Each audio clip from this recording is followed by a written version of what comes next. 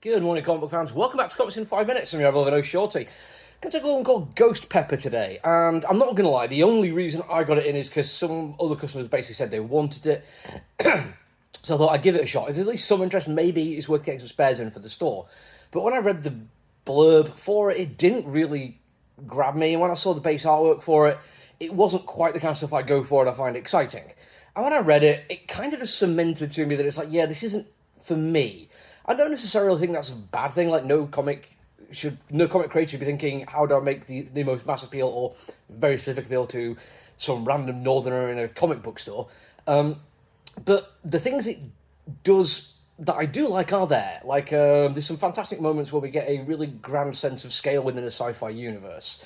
I really quite like the nice option they have for starting a tight focus POV on some people eating out of a food truck, and then gradually pulling back, revealing just how big the architecture is in the world around them. I really do like that. It gives it a very widescreen sci-fi cinematic kind of vibe, which not everyone goes to comic books for, but I like it when a creator can manage to do something like that just very, very simply does something huge. Very impressive kind of stuff.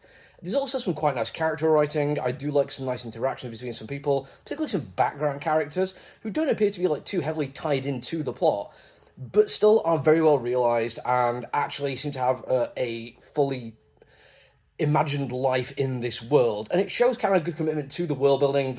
Even though we don't know how important they're going to be, thought are still being put into their place within the larger narrative. Now, that all being said, the two reasons why I wasn't too fussed about it is core concept of the story, this idea that we're living in some kind of futuristic Earth where something has gone wrong and there was a terrible event, in this case some giant creature called the Cinder, if I remember rightly, a giant humanoid monster who was walking around destroying everything until eventually a god of some description turns up and saves everything.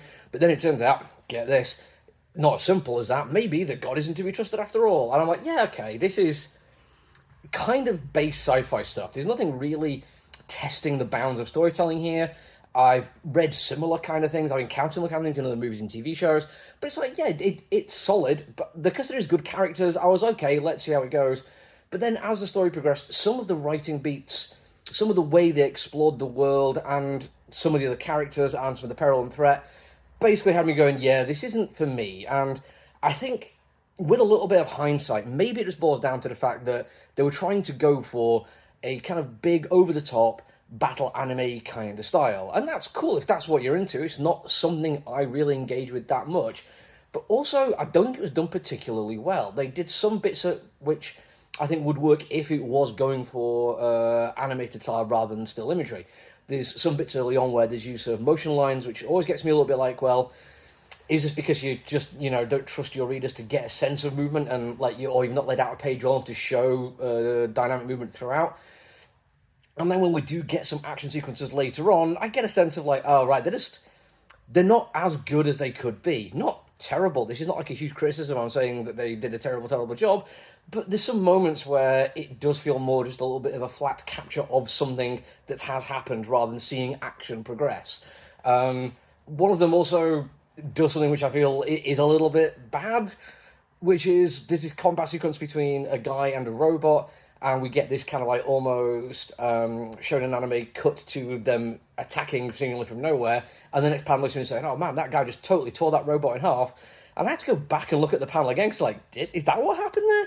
It's not that clear, and if you're going to do something that big and that impressive, not having it very obvious what's going on, that you need dialogue on the next panel to explain it to you, yeah, not great.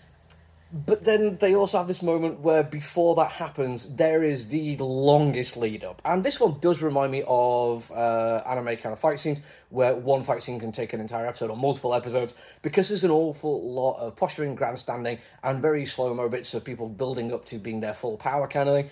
In this one, though, we have this robot turn up and to say, yes, you are a danger, you need to surrender. If you don't, there will be repercussions. And pretty much by just changing the phrasing on it, gives the same warning 4 or 5 times, maybe even 6 times, without actually doing anything. And it gives other people a chance to react, which is kind of yeah, okay. But it feels like it takes away any sense of tension. After the first couple of times, you're yeah, okay, come on. You threatened him. Let's see what happens. And then to end with that kind of icky like way of dealing with the fight scene just didn't really do much for me at all. And it's a shame because there is some good stuff I like about it. The character design is great, and like I said, the world is fantastic.